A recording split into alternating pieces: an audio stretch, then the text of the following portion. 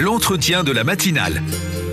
Bonjour Andy Rakotonavola. Bonjour Fred, bonjour à tous. Et ce matin, nous recevons Jamaldine Djabiri de l'unité SGP Police. Bonjour et merci d'être avec nous ce matin. Bonjour André, merci de m'avoir invité. Bonjour à l'ensemble des auditeurs. Alors, les syndicats de police qui dénoncent le non-remboursement des frais de repas demandés donc par les policiers, c'est quelque chose que vous aurez dû avoir. Pourquoi est-ce que c'est si important de réclamer cela et d'insister sur ce remboursement des frais de repas, surtout engagés pendant la période Covid-19 ? Pourquoi c'est si important ? Tout simplement parce que c'est un droit. Rappelez-vous, Rapprochez-vous du micro. Rappelez-vous ces périodes extrêmement difficiles de la crise sanitaire qu'a traversé Mayotte. Ce sont ces périodes d'état d'urgence où l'on a vu des services hospitaliers surchargés, une agence régionale de santé qui donnait l'impression d'être dépassée, où l'on a vu aussi un taux d'incidence qui, pendant un certain temps, est resté le plus élevé de France. Eh bien, les policiers, pendant cette période-là, ils étaient présents. Ils tentaient tant bien que mal de faire respecter les consignes. On se rappelle de ces moringues sauvages. Ces mêmes policiers qui intervenaient dans un environnement où le risque de contamination était très élevé, eh bien, les policiers étaient toujours disponibles et présents. Ils ont connu des dégâts importants dans leur rang, avec des arrêts maladie pouvant atteindre 10% des effectifs. Eh bien, dites-vous qu'une autre difficulté se rajoutait aux policiers à ce moment-là, c'est celle de l'impossibilité de recourir à une restauration administrative. Mais heureusement, un décret avait prévu cela par anticipation. Il ouvre droit au remboursement des frais repas engagés par les policiers qui ne pouvaient pas recourir à une restauration administrative durant l'état d'urgence. Simplement, l'administration aujourd'hui se base sur une fiche pratique qu'elle a établie elle-même et qui est postérieure au décret pour refuser ce droit aux fonctionnaires. Cette fiche pratique prétend donner plus de détails à des clauses du décret. Seulement pour nous, comme pour toute personne d'ailleurs objective, ce décret ne souffre d'aucune ambiguïté. Le texte est clair, si clair que lors de la première période de l'état d'urgence, les policiers ont été défrayés. Pourquoi pas cette fois-ci ? Pourquoi ce revirement de situation ? Eh bien, la réponse que l'administration ne donne pas, mais que l'on le sait parfaitement, c'est que pour cette deuxième demande de remboursement, la période est plus longue et donc avec un budget plus important pour payer les fonctionnaires. Eh bien, tant que l'administration campera sur sa position et ne paiera pas ce qui est dû aux fonctionnaires, les organisations syndicales continueront à mener les actions pour faire respecter les droits des fonctionnaires. Alors donc, vous avez saisi le DGPN pour cela. Donc pour l'instant, c'est le statu quo. Il y a des discussions qui sont entamées ou la situation n'avance pas du tout? Pour l'instant, c'est un statu quo. D'ailleurs, on attend le déblocage de la situation pour que les policiers reprennent une activité normale. Vous savez qu'en ce moment, les policiers continuent à travailler puisqu'ils ont quand même des obligations. Ils répondent aux appels 17, ils interviennent sur tout ce qui est mission de police-secours, ils répondent aux réquisitions, ils interviennent dans les constatations de flagrant délit. Mais il faut savoir aussi qu'il y a une grosse part de prise d'initiative dans le travail du policier. Et cette part-là n'est pas négligeable. En ce moment, les policiers ne prennent pas d'initiative, justement parce qu'ils sont découragés. Ils vivent cette situation comme un manque de reconnaissance de l'administration, alors même qu'ils ont été disponibles et volontaires sur le terrain lorsque la population le demandait face à une crise sanitaire sans précédent. Alors, cette situation concerne essentiellement les policiers de Mayotte, c'est bien ça. Du coup, est-ce que vous ne pouvez pas vous retourner directement vers le ministère de l'Intérieur sur cette question-là? Vous savez, au début de cette demande, Paris avait déjà donné un accord de principe. Il suffisait, justement, oui. Il suffisait à la préfecture de motiver cette demande pour que Paris suive cette requête. Cela n'a pas été fait. Si bien qu'après avoir été reçu avec le directeur général de la police nationale qui est venu à l'occasion de la visite ministérielle, eh bien, il a renvoyé la balle à la préfecture. Donc pour nous, comme pour le DGPN, c'est à la préfecture de débloquer cette situation. Alors, inutile d'aller plus haut dans une situation qui peut être réglée à Paris. Vous savez, là, on est dans un budget pas si important pour aller jusqu'au ministère. S'il faut, on ira jusque là-bas.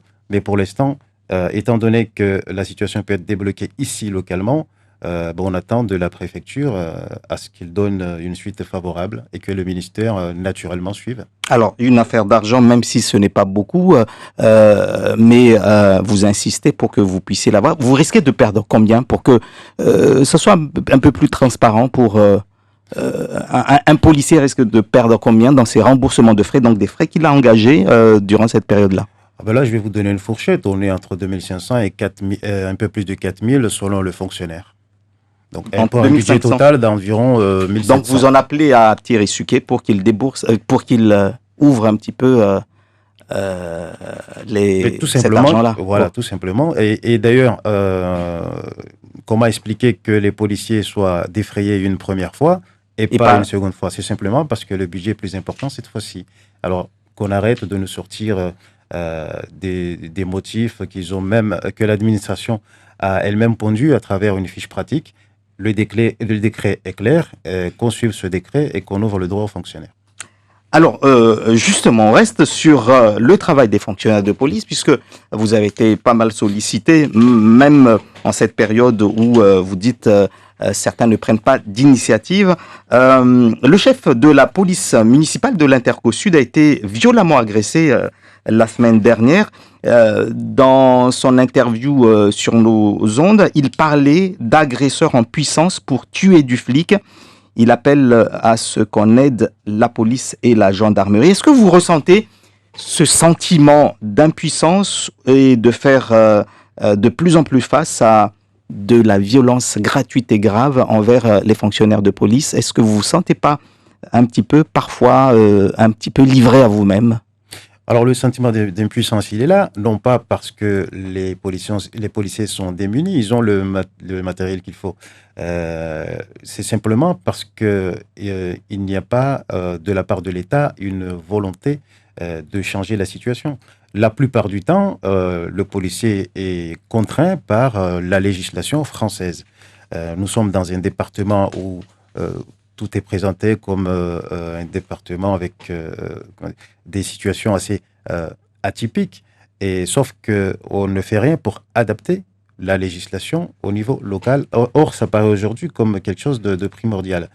Avec cette agression de ce policier municipal, c'est la preuve que les délinquants s'attaquent à tout ce qui représente la force publique. Mmh. Que l'on soit du côté des forces de l'ordre, policiers nationaux et gendarmes, ou policiers municipaux. D'ailleurs, si vous vous rappelez, lors d'une intervention ici même, j'avais fait savoir que j'étais favorable, notre organisation syndicale a toujours été, à ce que les policiers municipaux soient aussi armés.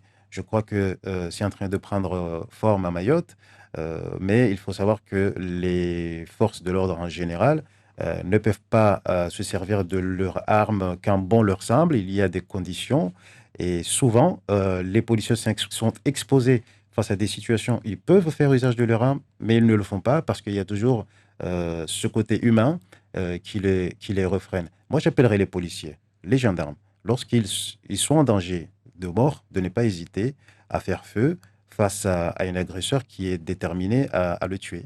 7 morts dues à la violence depuis le début de l'année, c'est énorme à Mayotte et on a l'impression qu'on va peut-être s'y habituer. Tout cela, en tout cas, choque de moins en moins. Et puis, il y a ceux qui se font justice également eux-mêmes, soutenus par une frange de population pour que la peur change de camp. Vous avez été témoin de ces manifestations, ces rassemblements devant le commissariat de police pour réclamer que des personnes qui ont été agressées mais qui se sont défendues ou qui ont rendu puissent être libérées après leur garde à vue. Qu'est-ce que vous pensez de ça, de ça, vous, en tant que policier, mais également en tant que Mahorais?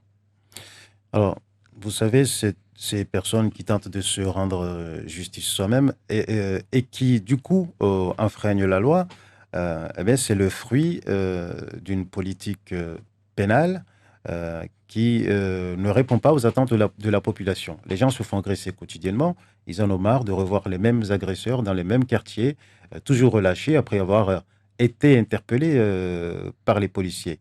Mais il faut tout de même faire attention. Mhm. Parce que lorsqu'on se défend d'une agression, euh, vous vous rendez auteur d'une infraction, vous aussi. Euh, il existe des cas d'irresponsabilité pénale qui vont permettre d'écarter cette incrimination. C'est lorsque vous avez agi par état de nécessité, par légitime défense, par exemple. Mais lorsque vous n'êtes pas dans ces cas de figure, eh bien, vous êtes pleinement responsable et vous allez devoir être jugé pour votre fait. Votre agresseur sera jugé pour l'agression qu'il a commis Sur vous, sur vous, bon. Mhm. et vous, vous allez être jugé pour votre infraction que vous avez commise. C'est complètement distinctif. Maintenant, on peut comprendre que des gens aient envie de se défendre. Je les inviterai à se rapprocher des services de police. Vous savez que les policiers ne sont pas là que pour faire de la répression. Ils peuvent aller à la recherche de l'information pour savoir qu'est-ce qu'on a le droit de faire et à quel moment. Euh, J'inviterai aussi d'ailleurs les Mahorais à porter plainte plus souvent. C'est quelque chose qui n'est pas encore banalisé Oui. Mhm. ici à Mayotte. Pourtant, c'est important. D'ailleurs, je le disais l'autre fois à l'antenne, ça permettrait de comptabiliser les vrais chiffres. Quand on nous parle de baisse de délinquance, ça n'est pas forcément vrai. C'est simplement à partir des plaintes qui ont été enregistrées dans la police nationale. C'est pour ça que les gens s'étonnent lorsqu'ils voient des chiffres en baisse, alors qu'ils vivent une autre réalité sur le terrain. Pas de bus sans justice, ont crié les chauffeurs de bus en droit de retrait depuis quelques semaines. Ils ont eux aussi l'impression que la justice est trop clémente et pas assez sévère avec les agresseurs. Vous-même, vous l'avez dit ici, hein, il y a quelques mois, que les mineurs délinquants sont ultra protégés et ça complique votre travail. Vous parlez tout à l'heure de cette incompréhension de la population, de voir des agresseurs, mineurs ou pas, en garde à vue et relâchés aussitôt. Donc ces chauffeurs de bus crient à l'injustice, en tout cas souhaitent que la justice soit un peu plus sévère. C'est également ce que vous souhaitez, mais est-ce que l'application du droit à Mayotte serait différente d'un autre département? Non, absolument pas. Les mineurs, quand je dis que les mineurs sont ultra protégés, c'est par l'ordonnance 45 et ça concerne la France entière. Mhm. Seulement, la France entière ne connaît pas la situation que connaît Mayotte. Nous avons, je l'ai toujours dit, que Mayotte a une population très jeune et là où on a une population très jeune, eh bien, il nécessite d'avoir plus d'encadrement qu'ailleurs. C'est plus facile de gérer une population d'adultes qu'une population majoritairement mineure. C'est ce qui s'observe aujourd'hui dans les quartiers. Vous savez que la population à Mayotte ne cesse d'augmenter et l'écart entre le nombre de mineurs et le nombre d'adultes continue de croître. Si bien que si on ne s'adapte pas à cette situation et qu'on ne mette pas l'encadrement qu'il faut, eh bien, forcément, il faudra s'attendre à une augmentation de la délinquance parce qu'on connaît l'influence des bandes dans les quartiers. Aujourd'hui, les quartiers ne sont pas forcément maîtrisés par les communes, par les maires, qui semblent se concentrer sur des questions de développement infrastructurel, et tout en oubliant un petit peu cette question d'insécurité qui peut survenir dans leur quartier. Ça, c'est une question qu'il faut se poser aujourd'hui. Est-ce qu'il existe des endroits où la police ne va pas pour peur d'embuscade? Ça n'existe pas. En tout cas, dans la circonscription de Mamoudzou, les policiers vont dans tous les quartiers. Vous avez vu encore récemment l'efficacité de la brigade anticriminalité qui a permis d'interpeller les 7 auteurs de ce meurtre, de ce jeune qui se trouvait à terre. À Bonovo. Voilà. lynchés avec beaucoup de lâcheté par des individus qui étaient armés de haches et de barres de fer, de et des couteaux. barres de fer Mhm. aiguisées au bout.